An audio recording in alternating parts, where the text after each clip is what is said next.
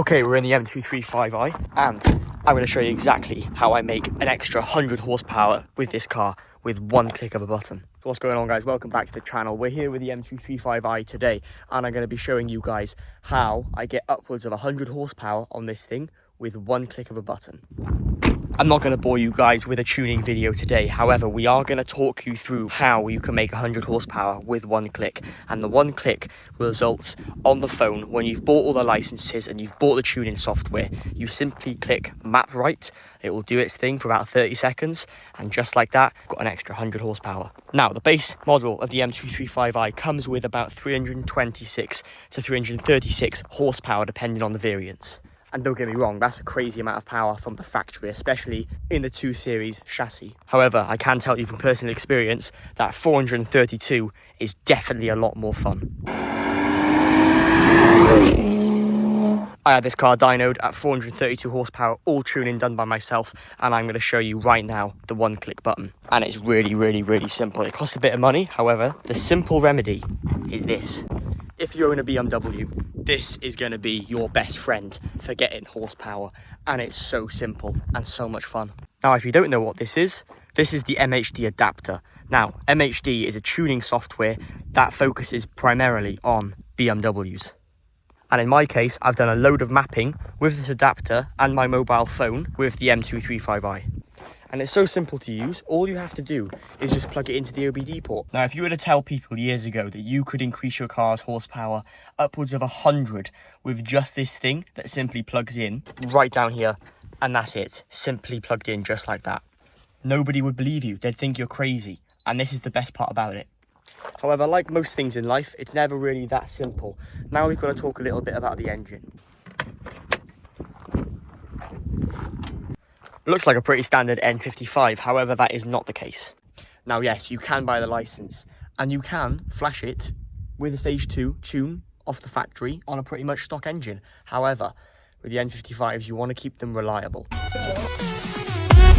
And what we're going to do now is just a quick rundown of the things I've done to be able to run this extra 100 horsepower reliably, because you can do it, however, who knows if your engine will last. Now, as you can probably see from the sky, it is absolutely stupidly warm out today, and one benefit with keeping the car fast even in warm temperatures is an intercooler, and in there is a 5-inch stepped intercooler, and this has helped so much with dropping down the IATs. They are something which can really affect the performance, especially on a tuned car, so having them lowered with the intercooler is a must. Now, turbo cars don't like restriction in the exhaust system, so yes, we have done something with the exhaust. I'll put a clip on screen of it now.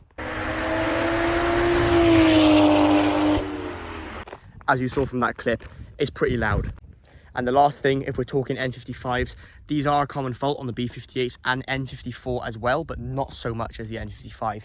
We're talking the charge pipe. It's a plastic one, it fails no matter what. I replaced it with an aluminium one, and now it's bulletproof. And now this car is now running upwards of 100 more horsepower with just the click of my phone. Like I did mention though, it's no good having that horsepower if we can't run it reliably. Let's close the bonnet, let's take it for a drive, and then I'll be able to show you guys what an extra 100 horsepower with my phone feels like. And I think today we're going to drive the car in Eco Pro, because I quite like the sound it makes in Eco Pro. It just changes the throttle feel and it's a nice drive.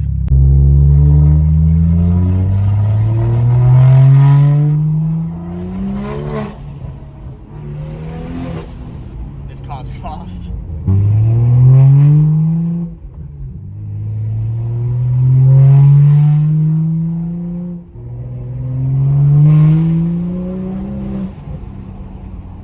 Yeah, still no slouch. Still no slouch.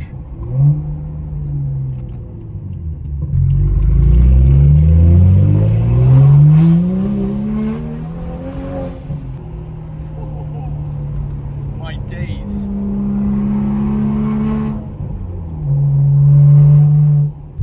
Bear in mind, this is an Eco Pro as well, so still not too bad.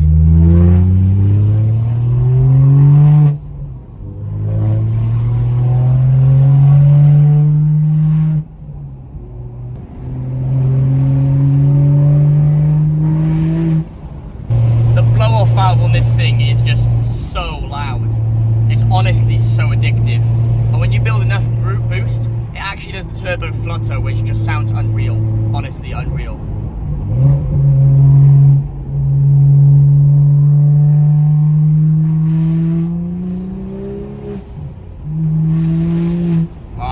car cool down now. Well, hopefully you guys enjoyed those POV drives. Eco Pro, it's actually really fun. I kind of really enjoy it because the throttle, it feels like you have to kind of definitely feed the throttle on more. With Sport, the car can be quite jerky, especially with it being tuned. So having the Eco Pro on the go, the throttle is just a lot more free-flowing. Yes, you have to push it down further. Yes, you have to give it more throttle for it to actually go somewhere. However, it's definitely not as jerky, especially when you're trying to change gear in one of these manuals. So that's how you can make your car upwards of 100 horsepower with a click of a button. There's a few things you need. Yes, the bolt-on modifications aren't necessary. However, do you want to risk your N55 blowing up? I certainly don't, so I've paid for them to be done. And then you just need MHD adapter and the super license, and you're good to go. Everybody always asks to stop if I'm okay. They always ask if I'm alright because I have the bonnet always open. However, it's justifiable because we're letting the engine cool down, technically.